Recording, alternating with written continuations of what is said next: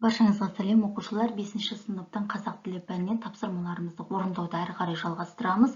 5-6 сабақ шынықсаң шымыр боласың деп аталады.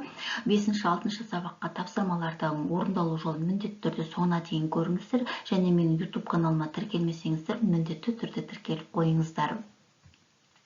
Екінші тапсырма: спорт клубына жазылуға өтініш білдіріңдер дейді.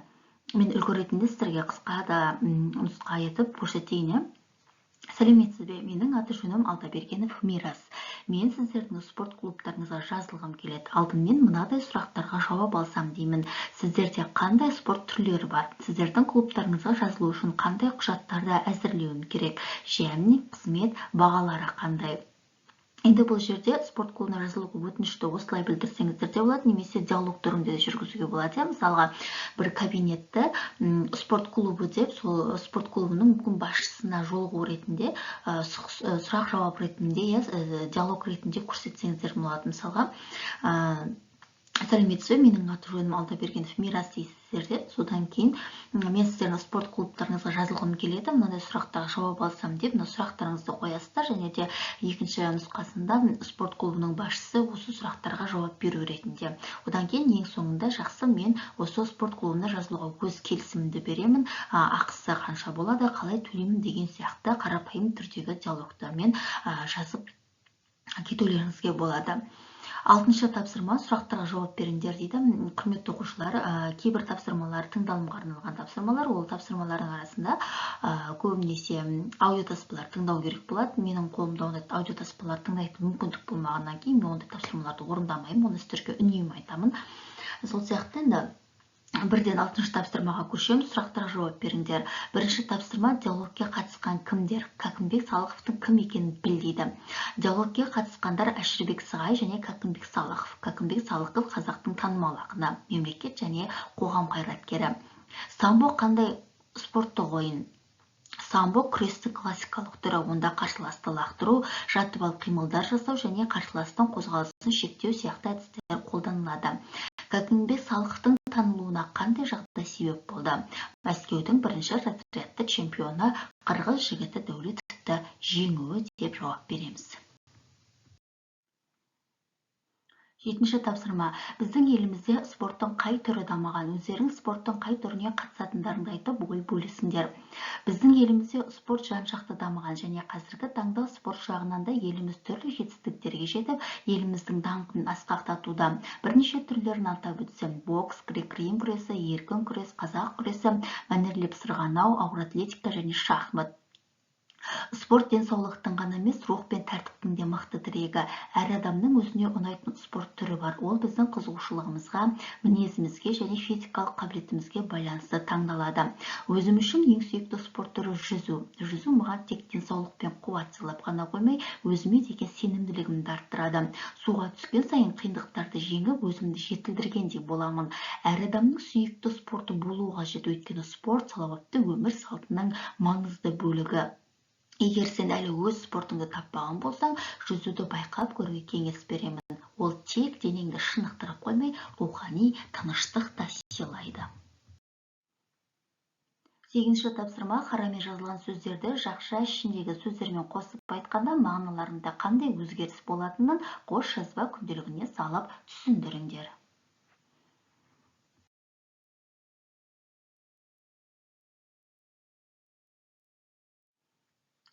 9-шы тапсырма: таныстарың немесе өзің қандай ұлттық ойындар ойнайсың, олардың қызықтары жайлы әңгіме жаз. Әңгімеге біріккен, тіркескен, қысқарған сөздерді қатыстыр.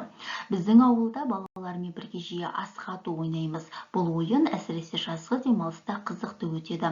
Ауылдың үлкендерінен қалған асықтарды жинап, шеңбер сызып, дәлдікпен атуға жарысамыз. Кімнің қолы мерген, көзі қырағы болса, сол ойынның жеңімпазы атанады. Шеңбердегі асықтарды атып түсір деген сөзді естігенде бәріміздің көңіліміз көтеріледі. Бұл ойында тек дәлдік емес, тездік пен ептілік те маңызды. Асық ату кезінде үлкен достық пен жарыстың рухы сезіледі. Сонымен қатар ауылымызда арқан тартыс ойыны да танымал. Бұл ойын той-томалақтарда міндетті түрде ұйымдастырылады. Командалар арқанды бар күштерімен тартып, бір-бірін жеңуге тырысады. Бір жолы біз қатысқа топ жеңіп шықты, өйткені бәріміз бірдей қимылдап, біріккен күш көрсеттік. Қызығы, арқанды тартып тұрып бәріміз бір-бірімізге қайталанған тіркес сөздермен тарт деп қолдау көрсетеміз. Бұл жерде күрделі сөздерді қатыстырыңдар деген, біріккен, тіркескен, қысқарған сөздерді мен ұсынған шығармада тіркескен сөздер мен қос сөздер кездесті.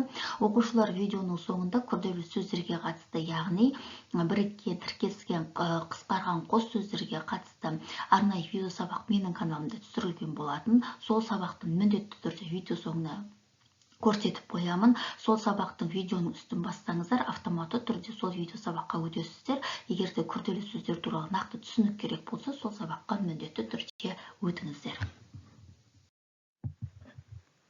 10-шы тапсырма: қызығушылық танытқан достарыңа тоғызқұмалақ ойыны өтетіні жайлы хабарлама жаз. Онда ойынның ережесі қамтылсын. 11-ші тапсырма: төмендегі күрделі сөздердің қандай жолдармен жасалғанын парталасыңа түсіндіріп айт, қайтадан жазғызып көріңдер дейді. Бұл жерде енді көбінесе тіркескен сөздер мен біріккен сөздер көп кездесті. Оқушылар және де қысқарған сөздер бар. Енді бұны тапсырманы орындау барысында өздеріңіз көз жеткізетін боласыздар. 12-ші тапсырма: мәтінді диалогқа айналдырыңдар, сұрақтар дайындаңдар. Яғни бізде кітабымызда мәтін берілген, сол мәтінді мазмұнын диалогқа, яғни сұхбат түрінде өткізуіміз керек. Сәуле: адамдар неге спортпен айналысады деп ойлайсың? Себебі спорт адамға қуаныш сыйлайды. Ол қандай қуаныш? Өзің ойлашы, кез келген жарысқа қатысып, жеңіп шықсаң қандай қуаныш? Спортпен айналысатын адамның қандай ерекшелігі болады деп ойлайсың? Спортпен айналысқан адам сымбатты, қайратты, әрі денсаулығы мықты болады. Спорттың қандай түрлері бар? Суда жүзу, ауыр атлетика, гимнастика, садақ ату сияқты түрлері бар. Спорт адамдарға денсаулықтан кейін не береді деп ойлайсың? Спорт бізге адамдармен танысып, достасуға мүмкіндік береді.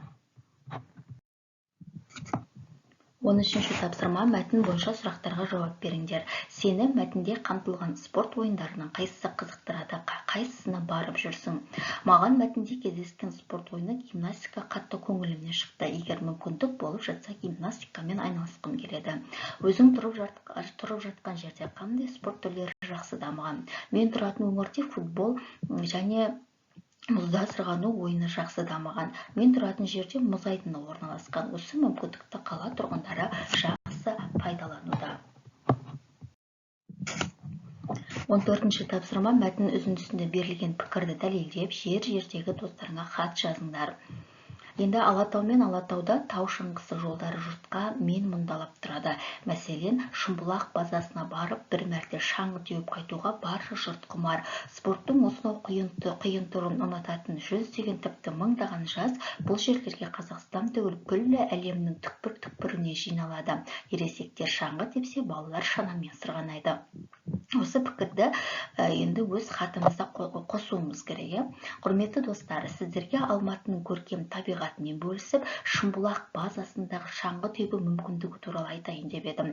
Алатаудың етегінде орналасқан бұл тау курортының ерекше көрінісі мен әсемдігі адамдарды өзінің тартымды әрі қызықты әлеміне баурап алады. Шаңғы тебуді ұнататындардың бәрі осы жерге келеді. Жастар ғана емес, ересектер де шаңғы теуіп керемет уақыт өткізеді. Тау шыңдарының биігінен сырғанап, табиғаттың таза ауасымен тыныстап, көздің жауын алатын панорамаға қарап тұрғанда қиындықтар мен шаршауды ұмытып кетесің. Шымбұлаққа әркімнің көңіліне ұнайтын қызықты орындар мен ойындар бар. Бүлдіршіндер шанамен сырғанап, үлкендер шаңғы теуіп жүргенде бұл өңір ерекше бір әсер сыйлайды. Сіздермен осы әсем жер туралы ойларымды бөлісіп, осындай қызықты орындарға баруды ұсынамын. Келіп көрсеңдер қуанып